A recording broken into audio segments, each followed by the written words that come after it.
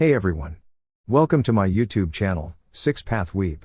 Today, we're diving into an exciting fanfic. What if Lael Uzumaki became the Shinobi goddess? Disclaimer, this content is purely for entertainment and discussion.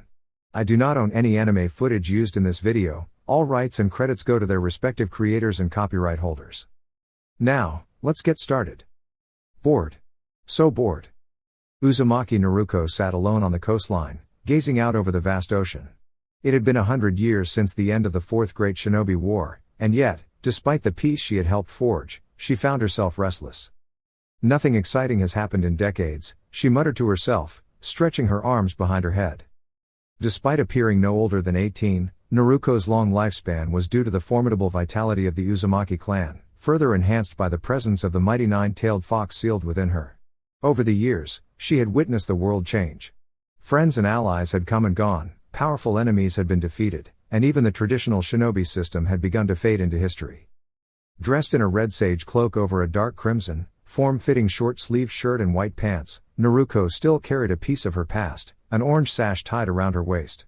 Though she no longer wore the forehead protector of the Hidden Leaf Village, she bore a custom headband adorned with the kanji of Mount Myaboku, the sacred land of the toads where she had trained as a sage.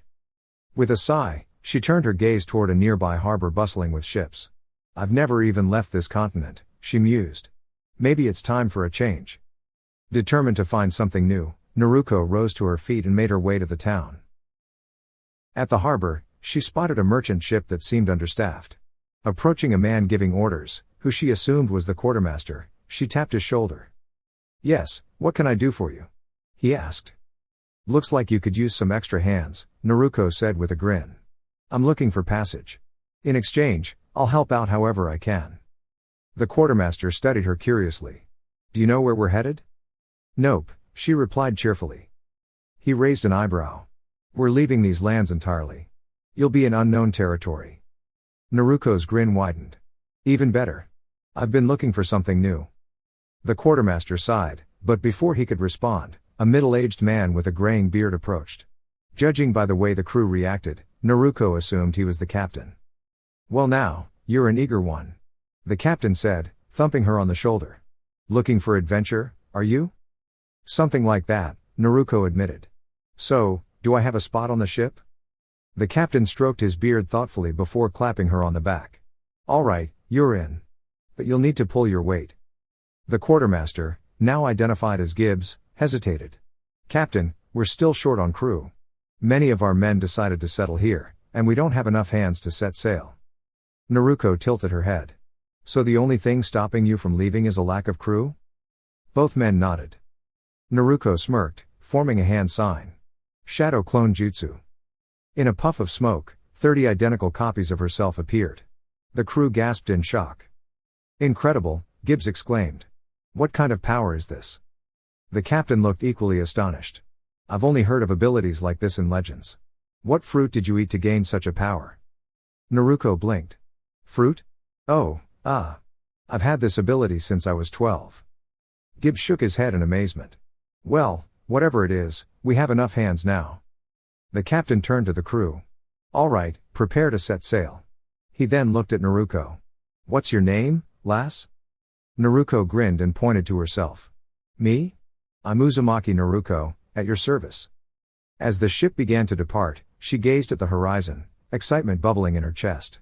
Finally, a new adventure awaited. 2 months later. After enduring about a week of relentless seasickness, particularly chaotic on the first day when Naruko's shadow clones suffered the same fate, leading to quite an unpleasant mess, she finally adjusted to life aboard the ship. Observing the crew closely, she gradually familiarized herself with the daily tasks and began assisting wherever she could. Utilizing her cage bunshine, she efficiently gained experience across various workstations, but her personal favorite was the crow's nest. It provided an excellent vantage point and, more importantly, an excuse to relax, a sentiment that Shikamaru would have wholeheartedly appreciated. One afternoon, while attentively scanning the horizon, Naruko spotted something unusual. "Captain, there's a ship approaching fast. It has some odd markings on its sails," she called out, pointing toward the incoming vessel. The captain quickly raised his spyglass, his expression turning grim. "Pirates," he shouted, sending the entire crew into a frenzy as they scrambled to prepare for battle. Naruko, however, remained unfazed. Having been a ninja, she had encountered pirates along the elemental nation's coasts before. Most were disappointingly weak. Climbing down from her perch, she approached the captain, who was barking out orders. "Hey, Captain, how about I handle this? I could use some excitement." The captain looked at her in disbelief before realization struck. "You're a devil fruit user. You're practically a one-person army. If you can stop them, you have my eternal gratitude." Naruko shrugged nonchalantly and strode toward the ship's railing. "Consider it done." "Wait. Those who eat an Akuma no Mi can't swim. You'll sink, Uzumaki." Naruko grinned at the crew's worried faces. "You underestimate me." With that, she leapt overboard, prompting gasps from the onlookers. However, their shock quickly turned into awe as she effortlessly dashed across the water's surface at an astonishing speed, heading straight for the pirate ship. Turning her head back, she called, "I'll be back in a flash." On board the pirate ship, a bald man with dark eyes stood at the helm, glaring at the merchant vessel ahead. "That fool Krieg dragged us into the Grand Line and got himself taken out. Now, we make our own rules." A subordinate ran up to him. "Captain, we'll reach the target in 5 minutes." The pirate captain smirked. "Excellent. Tell the men to prepare for boarding. We'll have a great haul tonight." "You might want to reconsider that," a casual voice interrupted. The captain turned to see a blonde girl sitting on the ship's railing, casually eating from one of their supply cans. With a disgusted expression, she threw it overboard. "This food is awful. I'd rather eat my own foot." A vein popped in the captain's forehead. "Who are you?" Naruko stood up, striking a dramatic pose. "I am the shinobi who strikes fear into the hearts of her enemies. The immortal sage, the legendary warrior, Uzumaki Naruko." In the background, kabuki-style music played, courtesy of her shadow clones. She sighed in satisfaction. "I see why my old master did that so often, it's fun.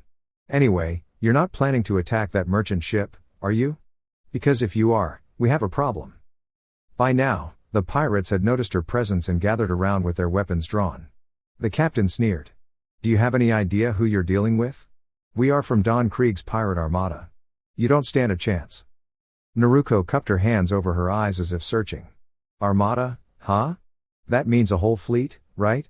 Funny, because I only see one ship. Doesn't really live up to the name, does it?" She then narrowed her eyes. "And what do you mean, who am I? I just told you. Do you have the memory of a goldfish?" The captain growled. "Enough. Get rid of her." The pirates charged, but Naruko remained unimpressed. Within moments, 20 men were either knocked unconscious or thrown overboard, leaving only the captain standing. "That's all? That was barely worth my time," Naruko sighed, stretching lazily. "If this is the best the world has to offer, I'm disappointed." Furious, the captain lunged at her with his sword. With a simple sidestep and a well-placed kick, Naruko sent him sprawling. "Pathetic," she muttered, summoning a mass of shadow clones to secure the remaining pirates with ropes. When she returned to the merchant ship, the captain was speechless. "That was unbelievably fast. Have you ever considered joining the Marines?" Naruko frowned. "That sounds like a government-run military. Been there, done that. I fight for myself and those I care about. I won't be anyone's tool." The quartermaster approached. "Well, you could turn these pirates in at Orange Town. The Marines might give you a reward." Naruko scratched her head. "Sounds like a plan. Mark it on my map, will you? And thanks for letting me hitch a ride." The captain grinned, clapping her on the back. "The pleasure was ours. You saved us, after all. Stay safe out there." Naruko smirked. "You'll hear about me soon enough. Count on it." With that, she boarded the pirate ship, setting course for Orange Town. 1 week later. Upon arrival at Orange Town, Naruko noticed something unusual. Why is this place so empty? The town seemed abandoned, the streets eerily quiet. The only sign of life was a dog sitting steadfastly in front of a pet shop. As she pondered the situation, a distant gunshot rang out. Moments later, she spotted a man falling from the sky, seemingly dropped by a giant bird. Raising an eyebrow, Naruko simply turned back toward her ship. "Not my problem." Minutes later, as she checked on her prisoners, she noticed another ship docked nearby, an elaborate vessel resembling a giant carousel. She shook her head. People have strange taste in ships. Before she could resume her plans, a voice called out, "Hey!" Turning, Naruko saw a young man with short green hair, 3 gold earrings in his left ear, and 3 swords at his hip. He wore a simple white shirt, black pants, and a green sash around his waist. Have you seen a guy wearing a red vest, blue shorts, and a straw hat? He might have been carried off by a bird. Naruko thought for a moment. Yeah, actually. I saw someone like that fall from the sky not too long ago. Might want to check the center of town. The swordsman sighed. Figures. Thanks. As he walked off, Naruko glanced at the map in her hand, debating her next move. Maybe this whole world traveling idea is more complicated than I thought.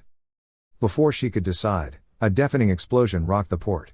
Naruko turned to see her ship, her only means of travel, reduced to floating debris. Stunned, she turned toward the approaching pirates. Who did that? One smirked.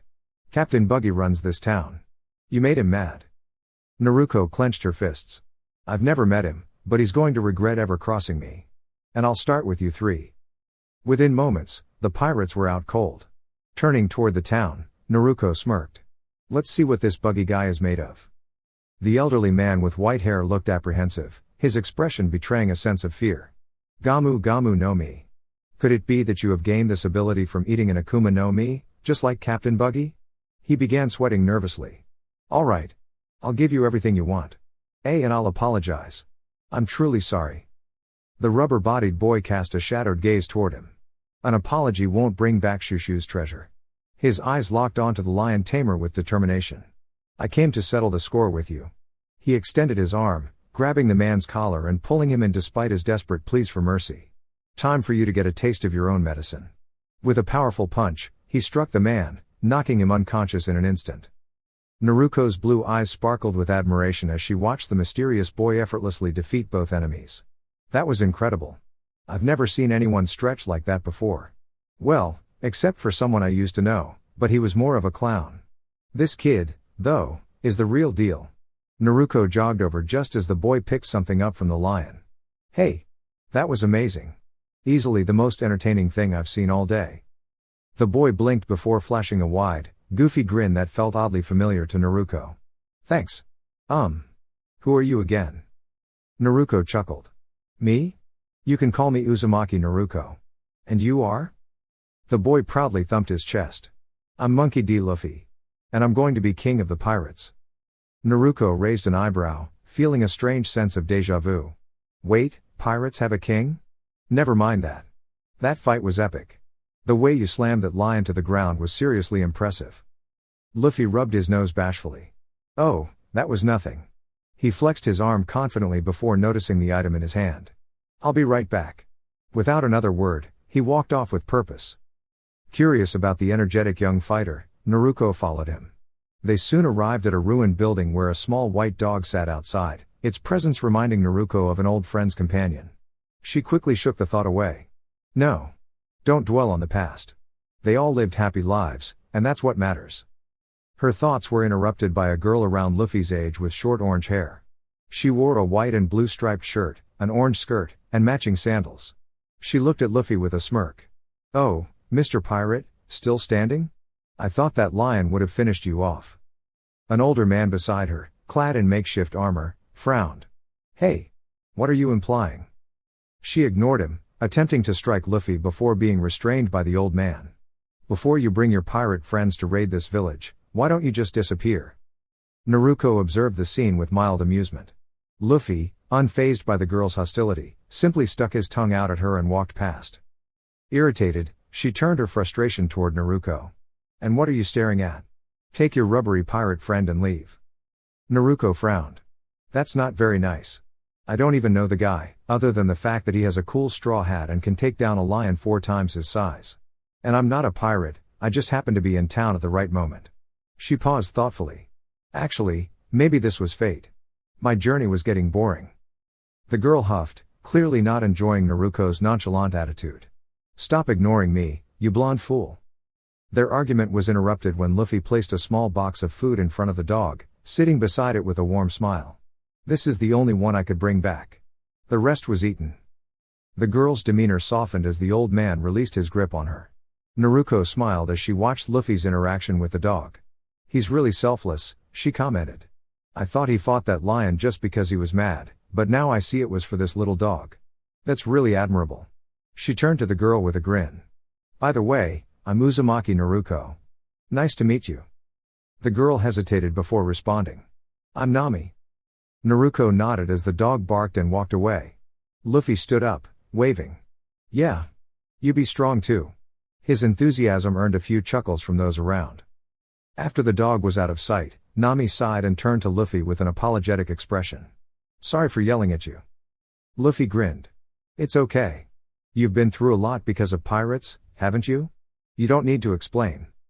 The village chief, who had been watching, finally erupted with frustration. I can't take this anymore. It's too heartbreaking. Shushu and you young people are fighting so bravely, yet all I can do is stand by and watch our village be destroyed. Naruko blinked. Well, maybe because you're just an old man with a flimsy spear? That armor doesn't look like it could stop a wooden stick, let alone a real weapon. Nami quickly tried to calm him down. Wait, Chief, don't be reckless. I know it's reckless. The chief declared passionately, raising his spear. But some fights must be fought. Isn't that right? Luffy grinned. That's right, mister. Nami groaned. Don't encourage him. The chief continued, recalling how their village had been rebuilt after its destruction 40 years ago. Just as he finished, a cannonball suddenly struck his house, sending them all tumbling to the ground. Naruko jumped to her feet, pointing at the wreckage. Hey! That's exactly what happened to my ship. Who fired that? Luffy also looked worried. Ah! Zoro was sleeping in there. The chief, his anger rising, asked, Is he okay? The kid with the swords? Through the dust, a green-haired man sat up, rubbing his head. Ugh! That was a terrible way to wake up. The chief clenched his fists. I won't stand for this any longer. I won't let these pirates walk all over us. I am the village chief, and I will not allow our home to be destroyed again. With that, he charged off toward the enemy, spear in hand. Zoro chuckled from where he sat. For some reason, this is starting to get fun. Luffy grinned. Yeah, I think so too. Nami looked at them in disbelief. How can you still be laughing? Luffy shrugged. Don't worry, I like that old man. I'm not going to let him get hurt. Nami still looked confused. Where does your confidence come from? Luffy simply smiled. Our destination is the Grand Line. Now, let's get that map back. He extended a hand to Nami. Will you join us? You need the map too, right? And the treasure. I'm not becoming a pirate, Nami said firmly, swatting his hand away. Let's just call it cooperation. We'll help each other reach our goals. Luffy laughed and nodded before turning to Naruko. And what about you? Are you in? Naruko grinned, placing her hands behind her head. Since that buggy guy wrecked my ship and sunk my bounties, I'd say I owe him one. I'm in. Zoro adjusted his headband. More than my injury, what really stings is my pride from my last fight. Let's go. With that, the group, joined by a reluctant Nami, set off to confront Buggy the Clown. Upon arriving, they discovered the village chief being lifted off the ground by his throat, gripped by a disembodied hand. Naruko raised an eyebrow at the strange sight, but considering all she had witnessed before, this was hardly the most bizarre. Luffy wasted no time, rushing in to free the chief by prying the hand off his neck. His bold move instantly caught the attention of Buggy. Straw Hat. You came here willingly, without a trace of fear? You fools. You're all doomed. Buggy's gaze then shifted to Naruko. And who the heck are you? Naruko examined Buggy, taking in his flamboyant attire, a red and white striped short-sleeved shirt, white gloves, a sash around his waist, and loose aqua-colored pants that stopped at his calves, revealing striped socks and pointed shoes. His fur-lined captain's coat and bright orange had added to his eccentric look. Most striking of all was his clown makeup and his oversized red nose. Naruko crossed her arms, unimpressed. Your cannonball destroyed my ship. You better have insurance. And I hope it covers consequences, because you're about to pay the price. Buggy's expression darkened. You're all finished. Naruko remained unfazed. Stronger opponents than you have tried before. Nami took a step back, uninterested in the brewing fight. Listen, I don't care if you guys duke it out. I'm only here for the map and the treasure. Zoro sighed. Yeah, I figured as much. The chief, still recovering, pushed himself up. Why did you all come back? This is my battle. I'm the one who must protect this village. Stay out of it. Without hesitation, Luffy casually tapped the chief on the back of the head, knocking him unconscious. Naruko let out a relieved sigh. Thanks, rubber boy. I'm all for standing up for your own people, but that was getting exhausting. He was starting to remind me of someone not exactly pleasant. Nami, however, was far from pleased. You idiot. Why did you knock out the chief? Luffy simply grinned. Because he would have just gotten in the way. Naruko smirked, finding Luffy's confidence amusing. She already liked this kid. Zoro nodded. That was the right call. He would have recklessly charged in, and it's safer for him to be out of the fight. Nami threw her hands up in frustration. Stop making things more complicated. Luffy ignored her and turned back to Buggy. Hey, you oversized, red-nosed clown. Buggy's crew immediately fell silent, as if time itself had stopped. A vein twitched on Buggy's forehead before he erupted with fury. Fire the Buggy special cannonball. Now. Naruko tensed, preparing to intercept. Oh no, you're not launching another one of those. While the others instinctively moved to dodge, Luffy remained rooted to his spot. Nami and Zoro attempted to pull him away. Are you trying to get yourself killed? Move, Luffy. But Luffy simply grinned. You think I'd move just because of a cannonball? As the cannonball soared toward him, Luffy inhaled deeply. Gamu Gamu no Fusen. Gum Gum Balloon. His body expanded like a massive rubber shield, absorbing the impact and sending the cannonball hurtling back toward Buggy's crew. It crashed into the building where the cannon had been stationed, reducing it to rubble. Naruko grinned. I don't think I'll ever get tired of seeing that. Classic. Nami stared in disbelief. How is that even possible? Since the moment you fought that lion and survived, nothing you've done makes sense. How did your body just turn into a balloon? You sure do like to question everything, Nami-chan, Naruko teased, dodging the glare Nami shot her way. Luffy crossed his arms. Gamu Gamu. I'm not asking for the name of the move. Nami interrupted, exasperated. The smoke cleared, revealing Buggy standing with two of his crew members as makeshift shields.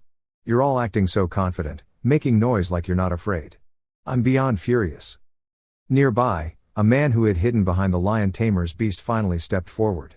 He was lean, with dark green hair that partially covered his face, a white and blue checkered scarf obscuring his lower features. He wore a long purple sleeveless coat and white pants held up by a light blue sash. Seeing him, the lion tamer panicked and tossed the still conscious lion aside. His fear was justified. Captain Buggy. Be careful. That guy is the one I warned you about. He's a rubberman. Nami looked at Luffy. Rubberman? Luffy stretched his cheeks widely. Yep. Wanna see? Buggy turned angrily toward his crewmate. Moji. And you waited until now to tell me? He grabbed Moji and hurled him toward Luffy and the others. Moji screamed midair. Get out of the way. Naruko scoffed and stepped forward. No, you get out of the way. With a swift roundhouse kick, she sent Moji flying aside. Can we get to the fight now? I haven't had a good brawl in a while. I called dibs on the entire crew. She eyed the pirates still standing. Well. Whoever's left. Buggy's second in command, Kabaji, rode forward on a unicycle, sword drawn. I'll avenge my crew. Zoro stepped in, blocking with his own sword. If it's a sword fight you want, I'm game. Luffy glanced at Zoro's bandaged wounds. Zoro, maybe I should take this one. Or we could let the new girl handle it. He nodded toward Naruko, who was effortlessly dismantling the remaining pirates with her bare hands. Naruko, ducking under a sword swing, grabbed an attacker's wrist and flipped him onto the ground. She flashed a thumbs up. Nah, Zoro called him. He's got this. Kabaji sneered and shot a burst of flame at Zoro, who dropped to one knee, his face singed. Kabaji took the opening, kicking Zoro's wound. Zoro winced but glared up at his opponent. Do you really think that cheap tricks will defeat me? As the battle raged on, Naruko glanced at Nami. By the way, after you get your treasure, how do you plan on leaving? I only saw my wrecked boat, Buggy's ship, and that tiny thing Zoro came on. Nami smirked. I have my ways. Why do you ask? Naruko sighed. Well, I need money. It's not like I'm completely broke, but I doubt my currency is worth anything here. She pulled out her frog wallet and displayed a few bills. Nami examined them curiously. You're right. We use Peli. Where are you from, anyway? Naruko hesitated. A place called the Elemental Nations. The guys on the ship I came on called it the Final Continent or something like that. Nami's eyes widened. You're from the Final Continent? That place was just discovered about 50 years ago. The world government hasn't even established a presence there yet. Naruko rolled her eyes. It's called the Elemental Nations. And it's not like it was hard to find, it was just really, really far away. People have lived there for centuries. Nami was intrigued. How many countries are there? Naruko took a moment to gather her thoughts. There are 5 major nations that wield the most influence, but there are also countless smaller ones with their own military forces. Altogether, I would estimate there are around 20 countries in the Elemental Nations. Nami hesitated before deciding to be direct. Naruko, the world government consists of 170 countries spanning the entire world. Your homeland might be one of the only places completely untouched by them. But since you managed to travel from there to the East Blue, perhaps it's not as far away as you think. Naruko's expression turned serious. She had always believed the great Shinobi nations were powerful and that even the smaller countries had strong warriors of their own. However, the idea of standing against a unified force of 170 nations was daunting. If the world government ever turned its attention toward the elemental nations, resistance would be futile. She could only hope they remained unnoticed or were left alone, but she understood human nature well enough to know that was unlikely. Naruko? Naruko? Nami's voice snapped her out of her thoughts. I was asking what you did back home. You're pretty tough. And on that note, why did you leave? Naruko smirked slightly. If I told you what I did for a living, you'd either think I was making it up, or I'd have to explain everything in detail. But how about you? Why did you leave your home to sail the seas alone? That seems dangerous. Nami quickly masked her emotions with a laugh. I'm not as helpless as you might think, Naruko. Naruko chuckled. I'm sure you're not, Nami-chan. Oh, looks like we're here. Before she could say anything else, an explosion erupted behind them, bringing a house crumbling down. Luffy suddenly emerged from the debris. Wow!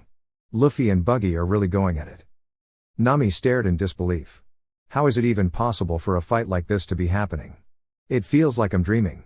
She turned to Naruko, who, beyond mild interest, showed little reaction. Why aren't you more surprised by this? Naruko shrugged. I've been seeing things like this happen around me since I was a kid. The elemental nations are full of people with incredible abilities. At this point, nothing really shocks me. If there's one thing I've learned, it's that nothing is impossible. Nami raised an eyebrow. A few decades too late to be surprised, huh? Naruko mentally sighed. I need to watch what I say.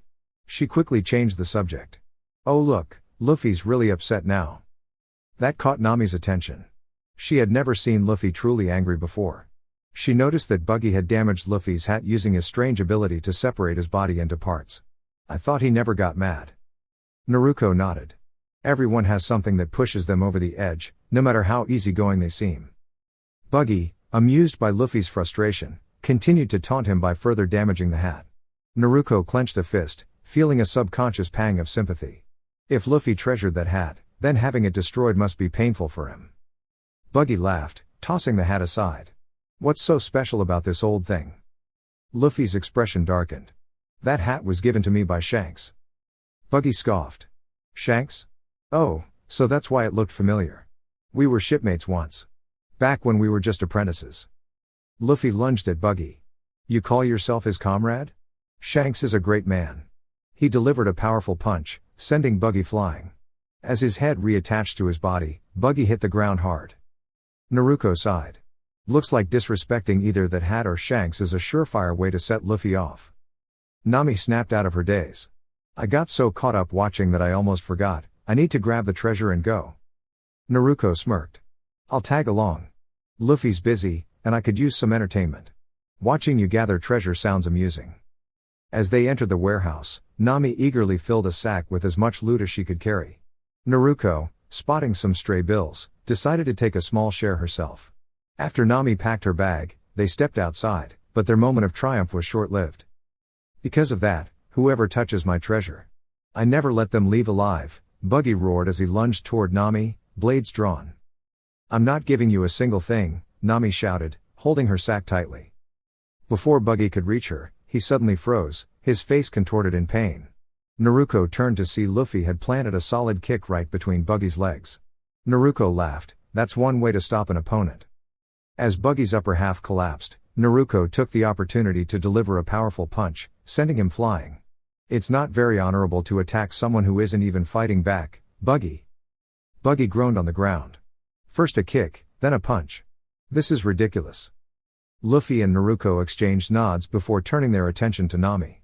We should leave while we have the chance, Naruko suggested. As long as you have that treasure, Buggy will keep coming after you. Nami held her bag tightly. Why should I leave it behind? This treasure is mine now. Buggy growled. Your treasure? Nami grinned. Of course. I'm a pirate treasure thief. Since I stole from a pirate, this belongs to me now. Naruko sighed. You know, pirates steal from each other all the time. How does that not make you a pirate?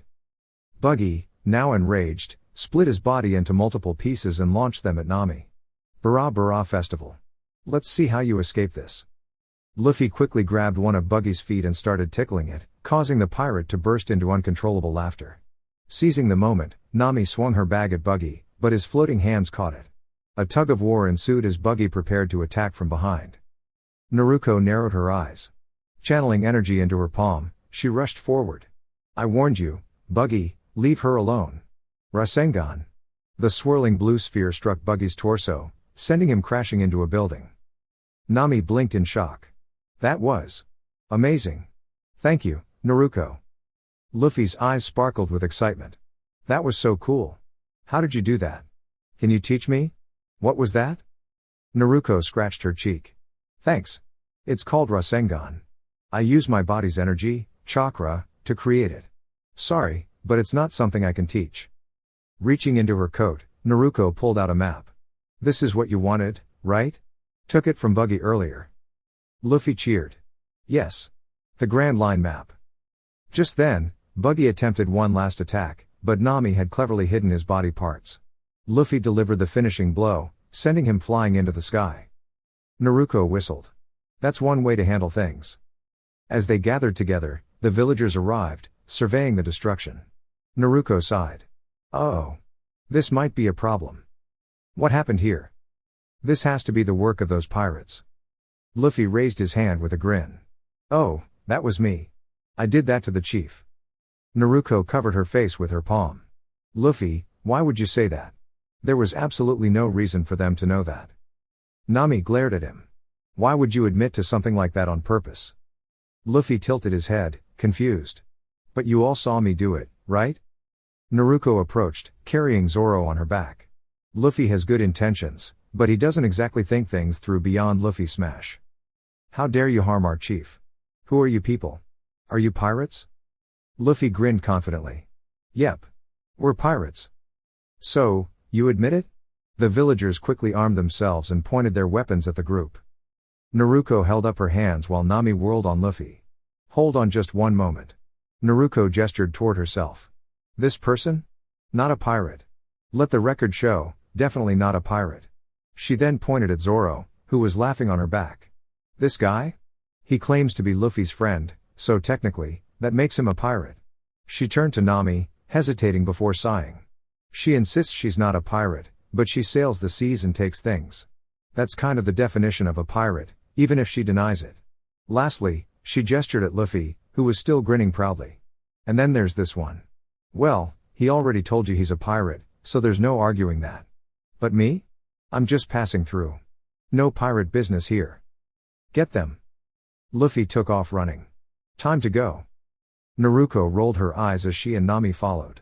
No kidding, Luffy. Because staying behind with an angry crowd wielding sharp weapons sounds like a great idea. Luffy beamed. This is a good village. No matter what we say, they're still mad at us. All for their chief. Naruko huffed. Yeah, but they would have been a lot more useful half an hour ago, before the fight was over and before Zoro became extra baggage. As they ran through an alley, a dog named Shaozu stepped forward, blocking the villagers from chasing them any further. Despite their protests, the loyal dog refused to move. The group reached the docks, where, next to Luffy and Zoro's barely seaworthy boat, sat a much more respectable vessel. Luffy pointed. Wow. Is this your ship, Nami? She shook her head. No, I borrowed it from some not-so-bright pirates. Just then, 3 of the pirates Nami had tricked appeared. We knew you'd come back for the ship, you thief. We just had to wait. Before they could react further, Naruko leapt aboard, swiftly knocking them down before unceremoniously dropping Zoro onto the deck. Enough with the speeches. You're wasting my time. She turned to Luffy and Nami. Get on board unless you want an angry crowd catching up with us. The defeated pirates groaned and struggled to their feet. Who do you think you are, kid? Before Naruko could respond, Zoro stood up with an unimpressed look. The moment the pirates saw his face, they panicked and dove into the water, frantically swimming away. Naruko shrugged and untied the boat as Nami and Luffy jumped aboard. Luffy unfurled the sail. All right. Let's go. Naruko formed a few quick hand seals, and the wind picked up, propelling their ship forward. As they sailed away, she glanced up at the flag. That looks like Buggy's emblem. Nami smirked. I took it from his crew. I'll change it later. Stop right there. The group turned to see the village chief standing at the dock. I still have something to say. They paused, waiting for his words.